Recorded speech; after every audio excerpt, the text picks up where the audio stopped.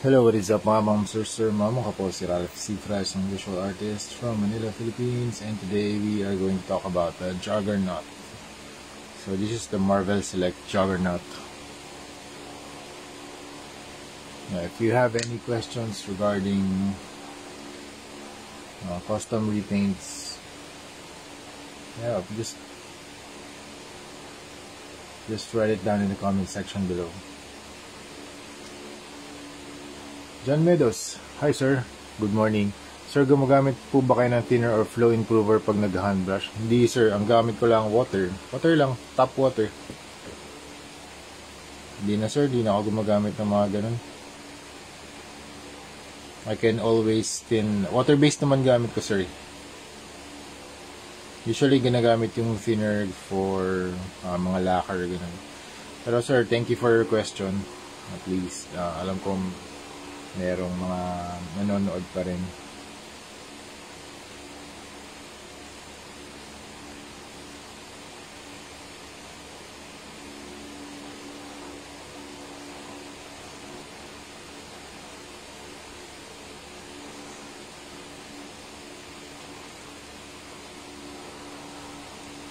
Kaya lang, ayusin lang natin this Juggernaut. Yan, mas top down.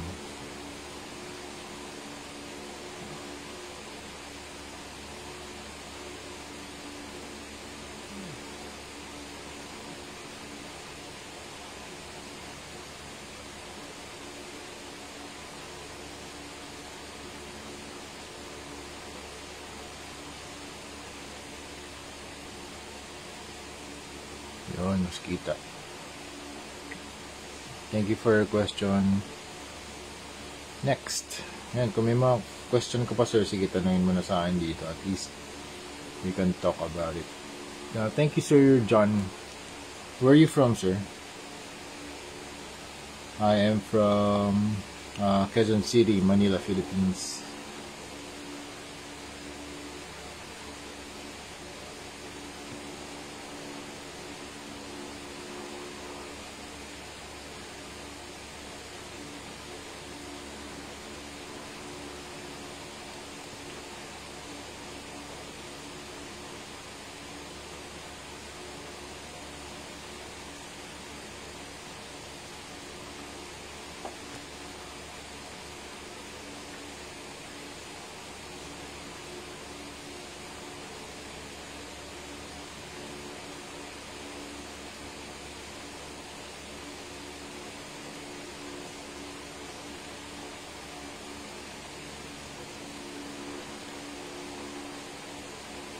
Thanks sir, hanga talaga kami sa gawaan mo.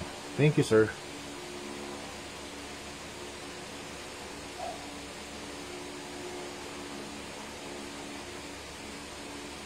Anong mga figures kino-collect mo sir?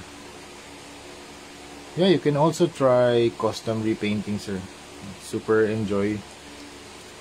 Kapag gusto mong mag-relax din, and also if gusto mo rin gumawa ng mga custom figures, yeah, you can start customization. Super enjoy na hobby.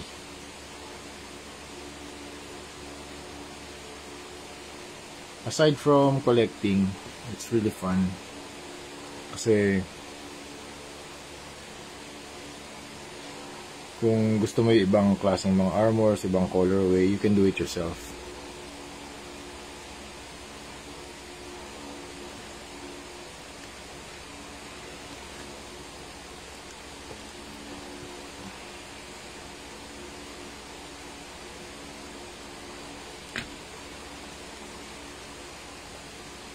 Wow, Marilao, Bulacan. Hi, shout out to you, sir. I am Ralph Cifra from Quezon City, Manila, Philippines. Shout out, sir. Good morning. It's very early in the morning.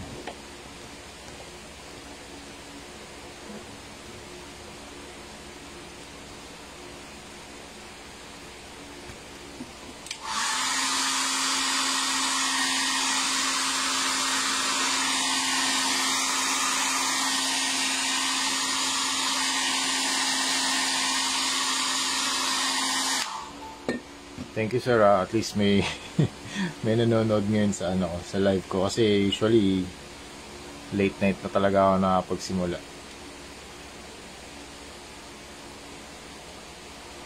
Mga pampaantok natin.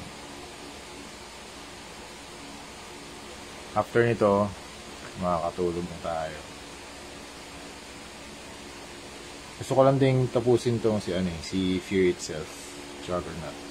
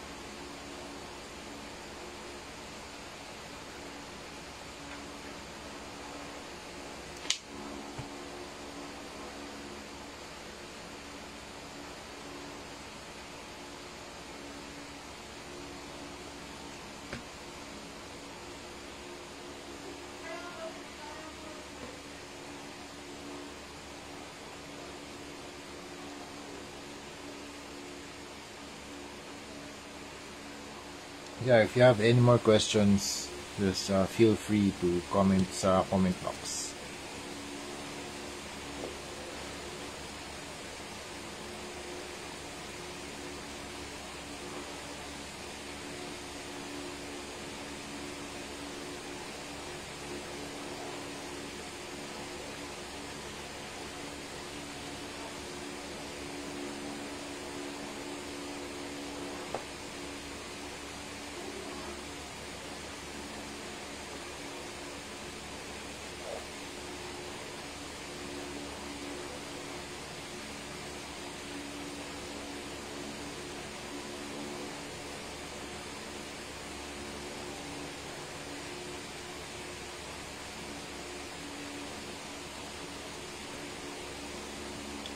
This Juggernaut is for my client Randy John Patterson. So thank you, bro, for purchasing this. This is around $200. Mas maganda pala gamitin hair dryer para mas mabilis ang patuyo yung paints. Yes sir, para touch dry na agad. Pero make sure na mag-cure pa rin yung paints, sir.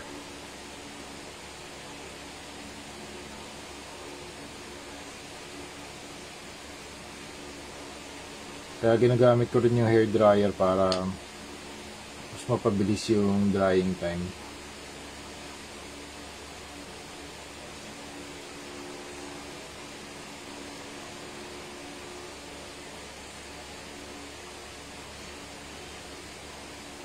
Tsaka wala naman ding effect sa wala naman ding effect sa paint. Akala ko dati pag gumamit ka ng hair dryer magka-crack yung paint.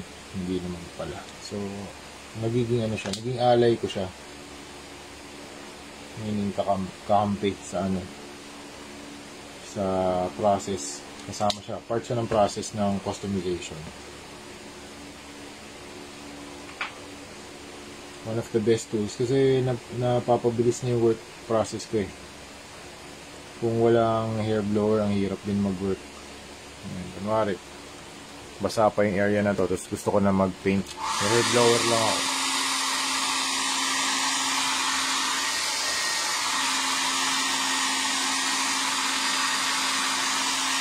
Pwede na ako mag-add agad ng na panibagong layer para mas light yung line art. Diba? Ngayon. Pwede ka naman mag-paint ng thin coats eh. Actually, yun yung recommended. Thin coats talaga. Multiple thin coats. Ayan. Patong lang ng patong. Ayan.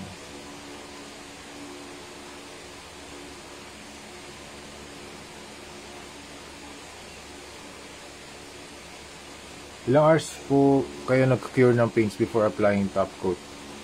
Hindi naman umaabot ng hours, pero pag touch dry na, siguro kahit siguro mga 30 minutes to 1 hour pwede na yun, tapos top coat na ako.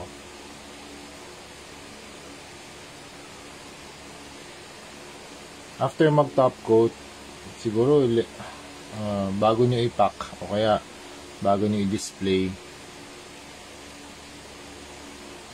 para safe 24 hours, just let it dry, let it cure, let the paint bond together dun sa surface.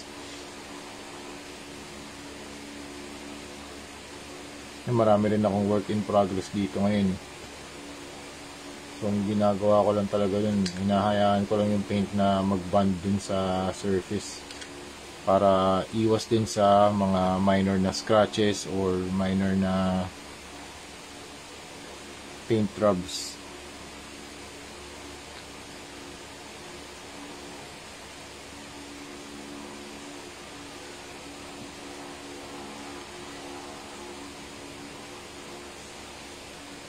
Dito mag-glow pa pala tayo dyan.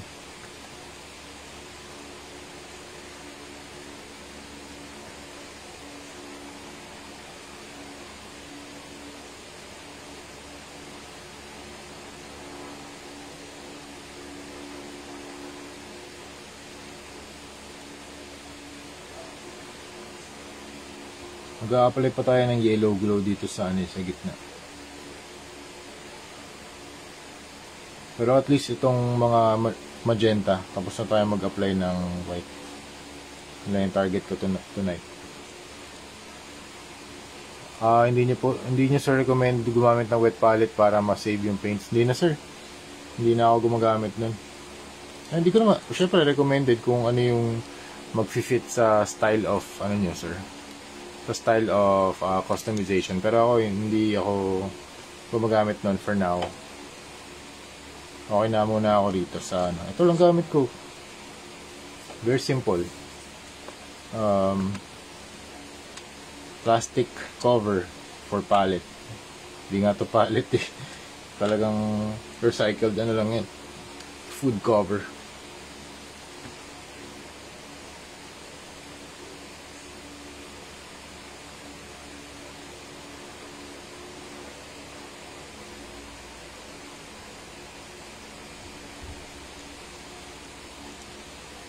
Depende sa style nyo kung ano yung gusto nyo gamitin, di ba? Kanya-kanya lang naman yun eh.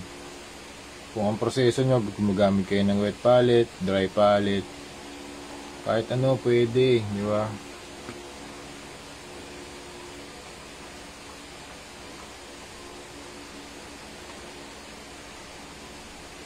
Yun ang maganda dito sa sa customization. O kaya kahit sa anong klaseng art form. Wala naman talagang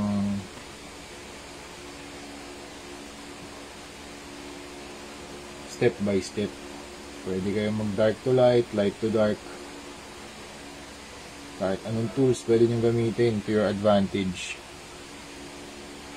Digital, manual, analog, pencil, projector, kahit anong tools.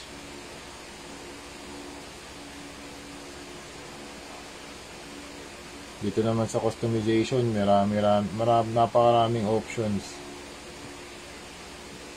Pwede kayong gumamit ng airbrush, pwede kayong gumamit ng brush, pwede kayong gumamit ng aside from brushes, spray paint, yun, tatlo.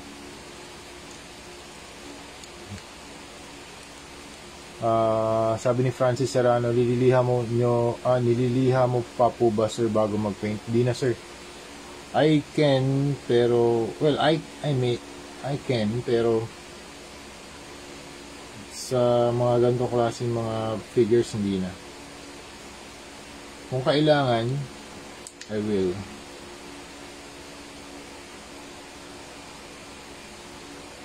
Kunwari, may mga parts na talagang, alam ko yung king shark, ginamitan ko ng liha yun kasi dikit na dikit yung ulo, yung leeg dun sa ulo na part. Dun sa chest, pag nirotate mo yung ulo niya, kaya kailangan ko lihain yung parang ilalim ng kanyang leeg. So yun. Kasi usually yung mga figures naman may mga gap naman yan. May mga gap siya.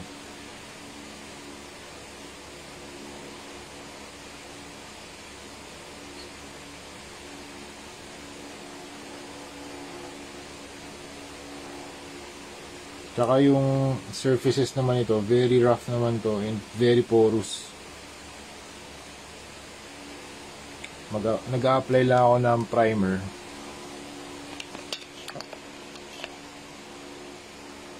May mga primers naman para kumapit talaga yung paint na ina-apply natin. Kasi kung walang primer, baka mag-slide lang yung paint eh.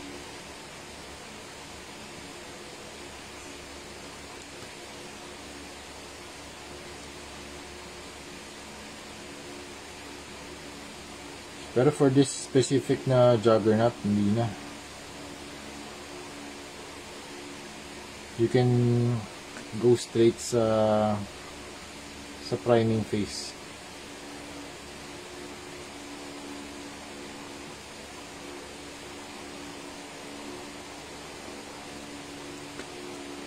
Tsaka hindi ko na rin siya binabaklas lahat kasi hindi ko naman din kailangan pintahan halos lahat eh.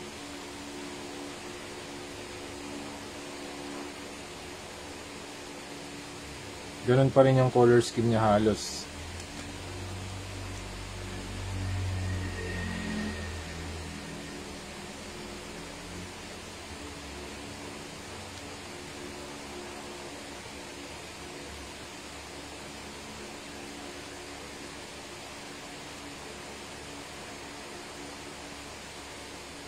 If ang technique nyo ay mag sand before paint, then go, by all means do it, diba?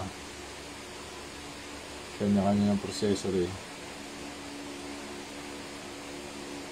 Pero ako, yung proseso na ginagawa ko, na-optimize ko na. So I don't really need to sand every surface.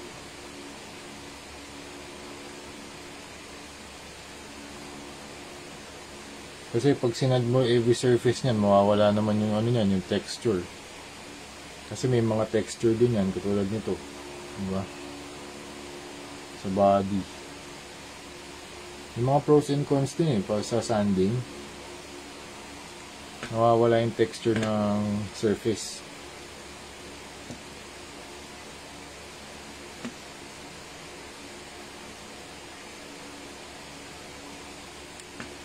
Kaya kapag nag-dry brush ako, gusto ko kita yung mga texture ng muscle, ng boots, ng legs, ng suit. Mas nagkakaroon ng variation sa sa texture. Hello Yo-Yo King, how are you?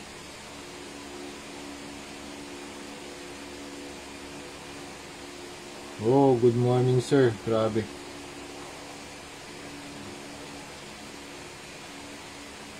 How are you sir? Kumusta na? Natapos ko lang tong ano natin, Juggernaut, para bukas makapag-proceed na tayo sa next na mga custom repaint natin.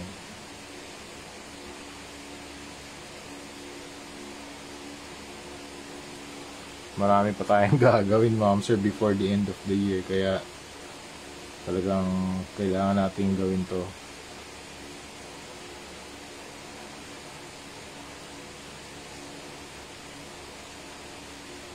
Yan, lahat ng to deliverable.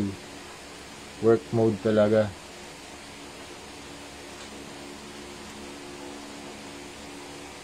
Pag yung, sabi ni John Meadows, pag yung paint sir natuyo sa base ng bristles, anong method ginagawa niyo para ma-save? This one. So yan, pag maglilinis ako ng brush, yan po, promote ko yung Hero Paints. Ito yung ginagamit ko sir, para ma-save niyo yung brushes nyo. Ay, nawala na. Brush cleaner to ng Hero Paints. Brush cleaner. Natanggal na yung yung brand eh. Yung description. Pero Hero Paints to. Yan. Type mo sir, Hero Paints brush cleaner. So, ang gagawin niya lang dito, i-mix niya lang to with, ano siya, thick, transparent liquid. Tapos, i-mix niya lang with water. Ito, may ano na may mixture na to, kaya medyo madumi na siya. Pero ginagamit ko to, nire-reuse ko to. Every paint session, nilalagay ko yung brushes ko dito. Tapos, ang gagawin niya, tutunawin niya yung paint. Ayan, kunwari dito, ayan, pumapasok na yung paint dun sa sa mismong bristles. Hindi na ako bumili ng brush. Hindi na ako bumili ng bagong brush simula nung ginamit ko to. Kaya bumili na kayo niyan mga ma'am sir, panlinis ng brush.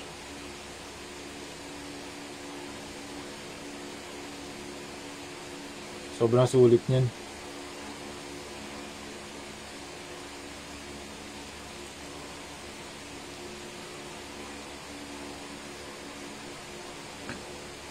Ang ginagawa natin dito yung glow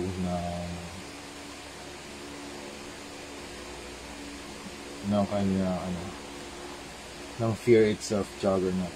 So how do you make this glow? First, mag-layout ka muna ng white na line art, tapos dry brush with magenta, and then isa pa ulit line art na layer. So ito na yung ginagawa natin para mas bright yung neon lines, para kunwari nag-glow siya. Thank you, sir. Alright, welcome. Yeah, thank you for your questions, sir. So if you have any questions, type nyo lang sa comment box. I will answer all of your questions. Pag di ka naman alam, sabihin ko lang, hindi ko alam. Ganun lang simple yun eh.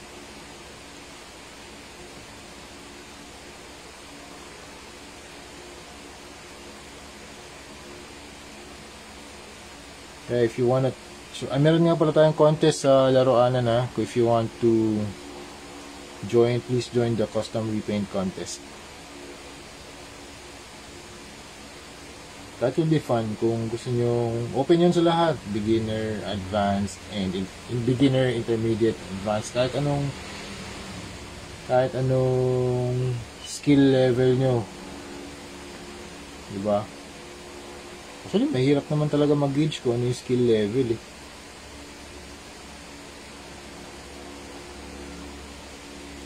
Ang importante dito, yung nagagawa natin yung gusto natin. Gagawa niyo yung gusto niyo, diba? Kunwari, gusto niyo ng Iron Man na battle damage, gusto niyo ng Naruto na color red, armor, samurai predator, Punisher, pwede kayo mag-kit bash, gagawa natin. Meron tayong means para gawin. Tsaka meron mga available na affordable na mga toys din. May bootleg, mga Gundam, para makapag-practice. Pero syempre, hindi rin naman mura tong mga toys. Kaya yun nga, pwede kayo mag-start sa mga bootleg. Doon din ako nag-start. Pa-practice din ako.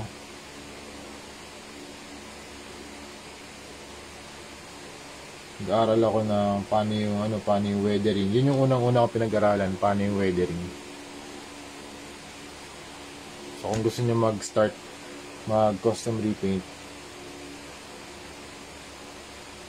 yun yung isa sa pinaka basic. How to weather an action figure. How to add weathering effects. Tapos may mga layers din yun. May basic weathering, may intermediate, and advanced.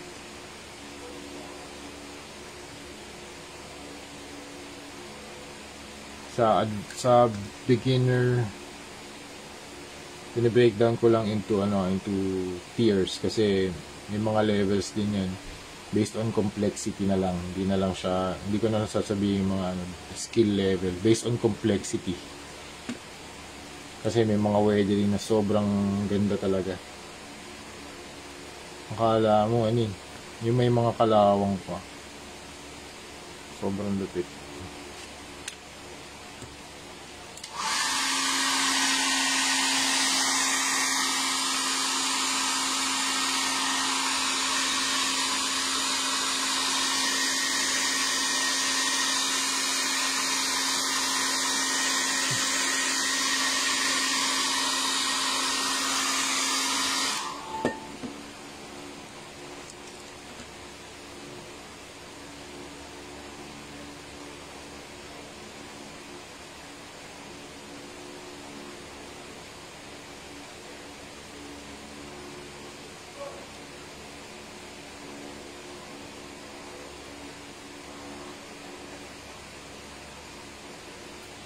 Alright, so if you have any more questions, you feel free.